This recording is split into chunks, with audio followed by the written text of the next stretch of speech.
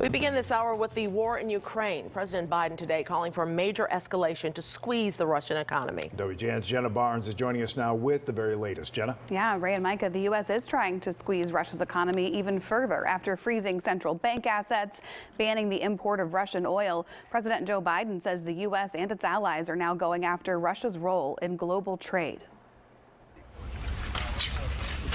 Putin is an aggressor. He is the aggressor. And Putin must pay the price. President Joe Biden announcing new sanctions against Russia, downgrading its trading status, which allows the U.S. and its allies to impose higher tariffs on some Russian imports.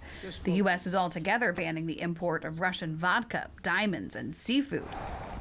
And in a move targeting wealthy Russian oligarchs, the U.S. won't allow the export of luxury goods to Russia. It's going to make it harder for Russia to do business with the United States, and doing it in unison with other nations to make up half of the global economy will be another crushing blow to the Russian economy. It's already suffering very badly from our. The latest squeeze comes as Russian troops expand their attacks in Ukraine. They're moving west, striking airfields within 100 miles of Poland, a NATO ally.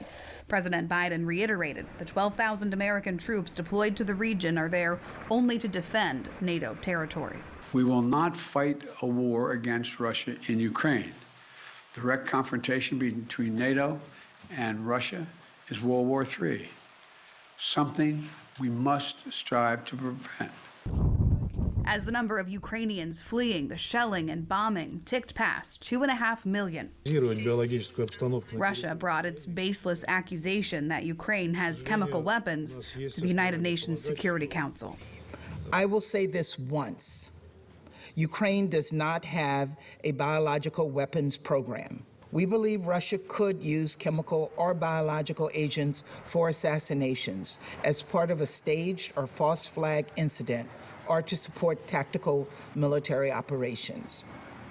Today, Biden said Russia would pay a severe price if it used chemical weapons, but he did not say exactly what that price might be, guys. All right, Jenna, thanks.